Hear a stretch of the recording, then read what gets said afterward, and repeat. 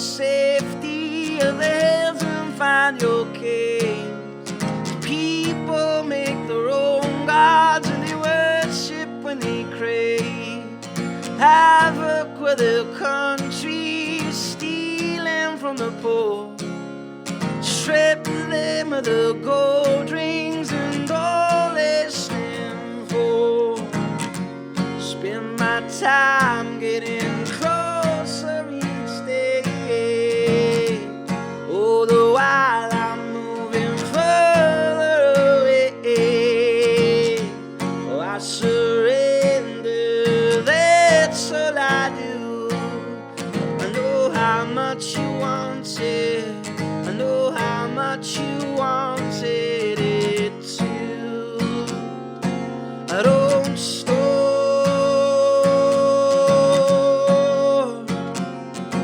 I don't cry,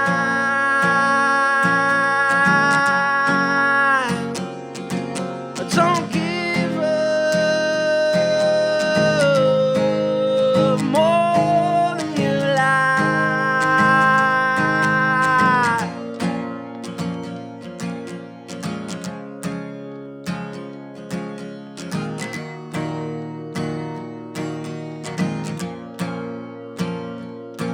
If you want to get to heaven, well, first you have to die. Believing without seeing the Lord with your own eyes. I told you it's not something of a cheap or figured out. I'm certainly not keeping a list of laws to be fulfilled. Spend my time getting closer each day, all the while I'm moving further away. Well, I seek Jesus, that's all I do. I know how much you want it, I know how much you wanted it too. I don't store,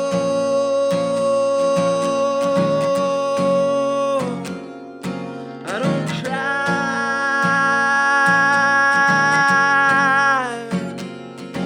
I don't give up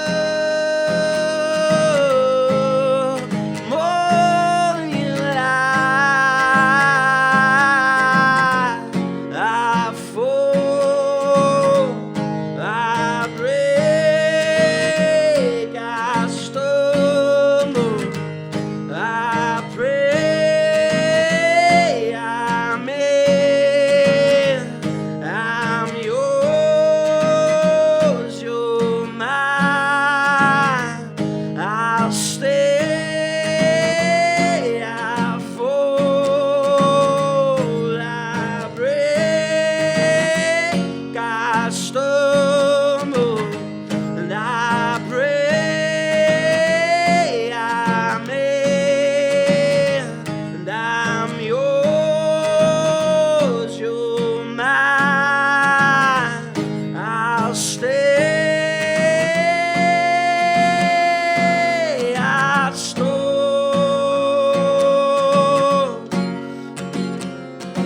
Oh, I cry,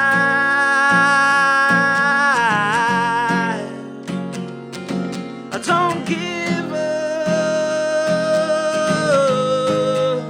more than you like.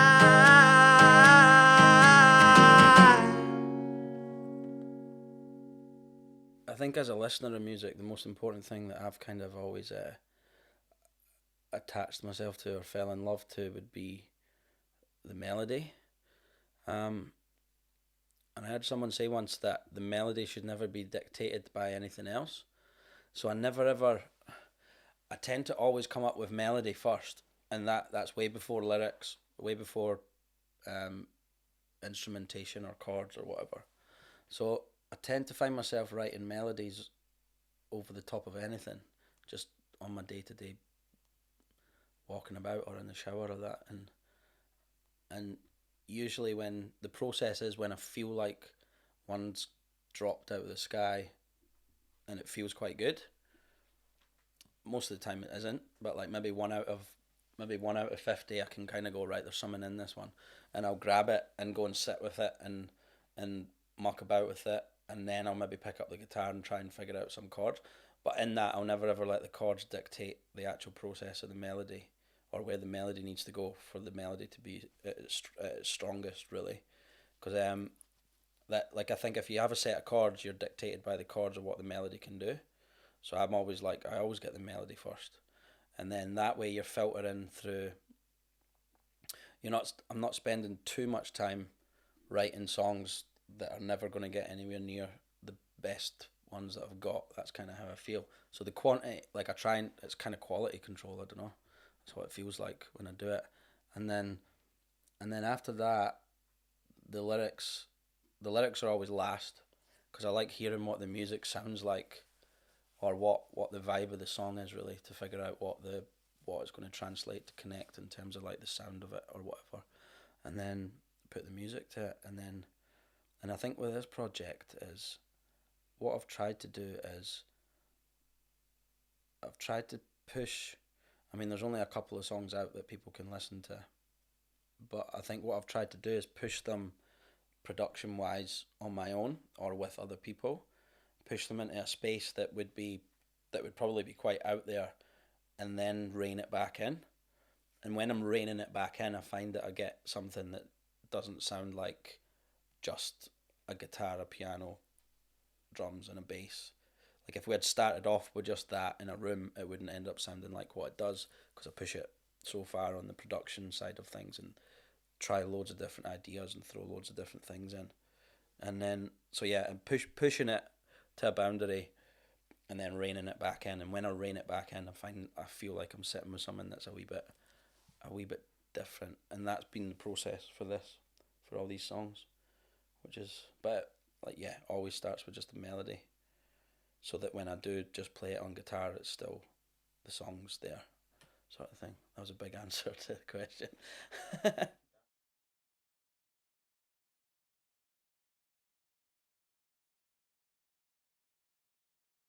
I think it's difficult right now, because it, anybody can put music out, and it becomes so saturated. So first of all, you really do need people to listen to it, and you really need people to listen to it and really love it and like it. And then I still stand by the fact that word of mouth is probably the greatest thing that we've got, and I think that's with anything, whether it's a TV show, or whether it's a marketing and all that sort of helps. Putting money behind something helps, but if you've not got marketing and you got no money, the greatest things that you got is word of mouth. And to be honest, really, I think word of mouth is the thing that carries. It probably carries the connection between music or artist and audience more than anything else. And that's kind of when you see things happen that are a little bit more unexplainable. Maybe Oasis would definitely come into that category. I think that's a connection and a word of mouth thing. And most recently probably Jerry Cinnamon, where it's a connection to a few, and then word of mouth just grows and spirals it out of control. So the hope is that word of mouth, like, I trust in word of mouth. So I trust that the songs are good enough that when people start hearing them, that word of mouth will be the thing that carries it to a certain space. But my hope really is, it's not really about how many people hear it or how many people are in that space. It's probably more creating a connection with the people that want to be in that space. And that's what I feel from my favourite artists, and the investment that I put into them, in the sense that I will always buy their records, or I'll always go see them in concert. And that's kind of what I'm hoping for, is there's a little bit of a connection and something meaningful. Like, I'm hoping that I can kind of, through the songs, help people, I guess. Yeah, and I don't know how that would translate or how I would help people, but that's what I feel like music does for me when it comes to my favourite artists or whatever. I feel like they help me in some weird way. So that would be the hope: bring people together by word of mouth, and just kind of like you telling someone about it, and you being excited about it, and and then passing that on, and then hopefully it just kind of grow into a point where I could play shows, because that's kind of why I want to do it. I want to play live and keep playing live. That's my favorite thing to do. So.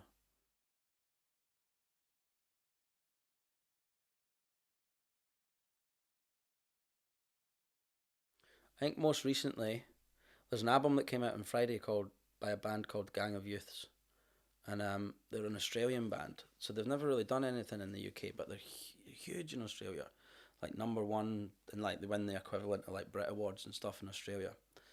But for some reason they've just never connected that much. But I think the essence of the tracks, or the essence of the music, or the essence of the writer and the lyricist and the singer and the band, I don't know, there's some in there that just kind of connects really well with it kind of just ticks all the boxes for me, and I really enjoy, like, yeah, indulging in that. And they just released a new record on Friday, like, because I could listen to old music quite easily, but I always want to have something that's out right now that I'm connected to, that I get excited about, and that's who I'm really excited about just now. So they're called Gang of Youths. I think they're playing the Barrowlands on Sunday, actually. They're indeed playing Barrowlands this Sunday. He's an amazing frontman, and he sings about matters of the heart, and I think when you sing about matters of the heart, you're connecting people, because everybody's matters of the heart are exactly the same, and that's what I would wish to do. So definitely look up to that. He challenges me to do better, which I think is a good thing, as well as indulging and enjoying their music, and they're great musicians as well.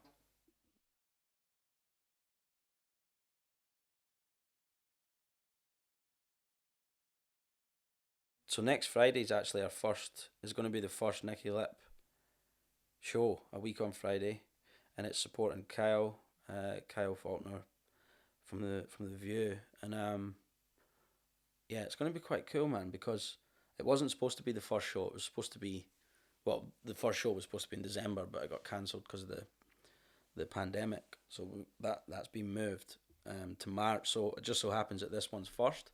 So it's actually quite exciting. I'm quite looking forward to.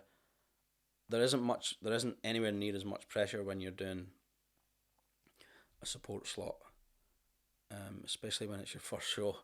It's like we could all go on the stage and trip up, and then it's kind of like, oh well. But I think your own show is you put a little bit more pressure on your own show. So in my head, I'm focused on my own show so much that, which is literally the week after. Um, I'm focused on that so much that this is just going to kind of turn up, and it's going to happen. And I'm kind of glad of that, because we'll kind of go on stage, and it'll be a shorter set, and we'll just enjoy it. And there'll be an audience there already. And then the challenge is when you play in front of people for the first time, is you want to try and win them over. Or, like I keep saying, you want to try and connect with the room, connect with the audience, connect with what it is that you're trying to give. And sometimes that works, and sometimes it goes down like a lead balloon. But it's like that. The challenge of that is why playing live is great. So support slots are great. Like I would take a support slot with some sort of like metal band or whatever, just to try and connect with that audience. Probably wouldn't work, but like just for that challenge almost. So yeah, I'm really looking forward to it.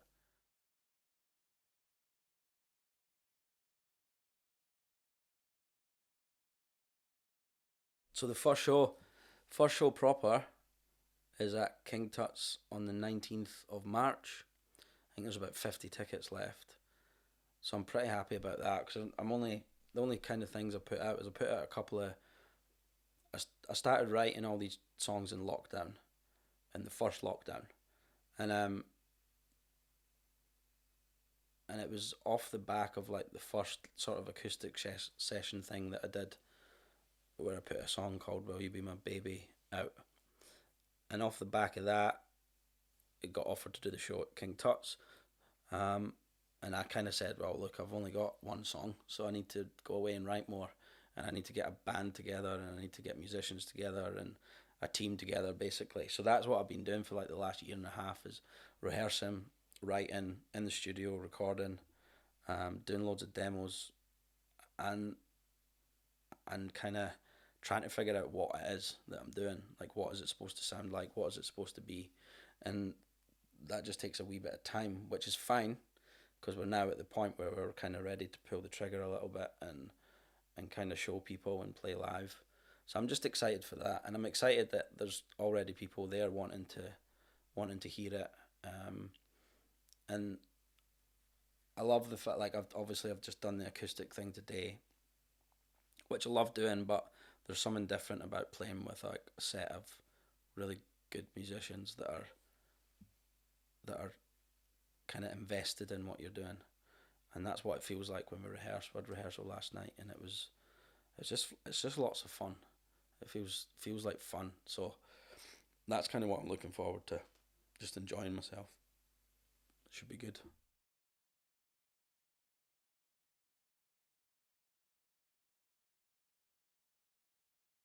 So I think the plan is like, so I got this thing. I didn't want to put anything out on Spotify or Apple Music until something gets released properly. By properly, I just mean with the right team behind it and connections, because you can put stuff up whenever you want, and it just kind of disappears into thin air. And so I was like, how do I kind of like build that word of mouth thing, but still let people hear songs without actually releasing them?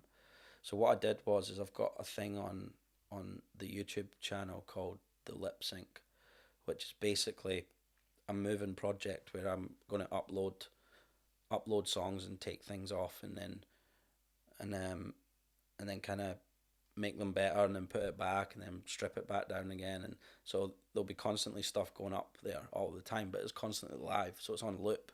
So anybody can go listen to a couple of songs already, but it's not actually out there to buy or properly released yet. So the plan is to use the lip sync on YouTube as a bit of a buffer, really, to let people hear the stuff and get into it, invest into it a little bit more, and the word of mouth thing happen. And then the plan is to just play more shows after the King Tuts show, do a couple of things in the summer, and then towards the end of the year kind of branch out, maybe down south a little bit, and do a few more shows.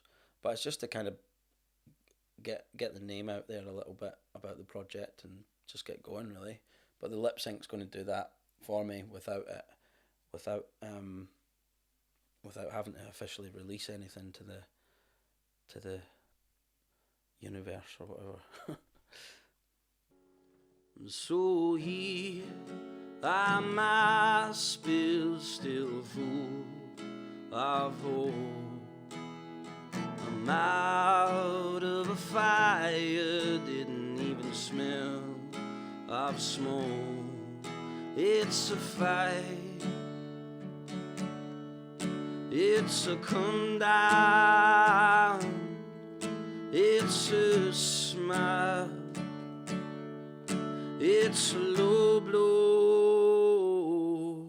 Like a child, and I was throwing all my toys out of the back of my pram. And did you see me? I was seething, trying to understand. And did you hear me? I was screaming, trying to hold your hand. And did you know that I was yours? Bold, bass, cutthroat skin to be. Choose your poison, stick to the beat that you love, that you know. Don't go slow, that's enough. Like a child, I was throwing all my toys out of the back of my pram. And did you see me? I was seething, trying to understand.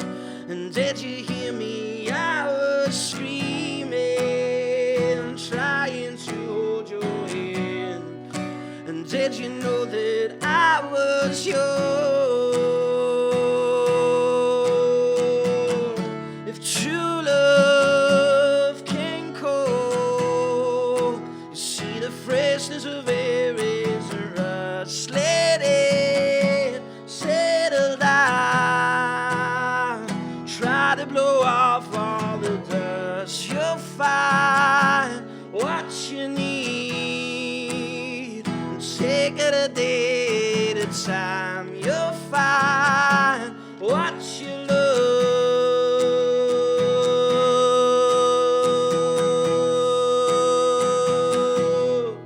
Like a child, oh, I was throwing all my toys out of the back of my pram. And did you see me? I was seething and trying to understand.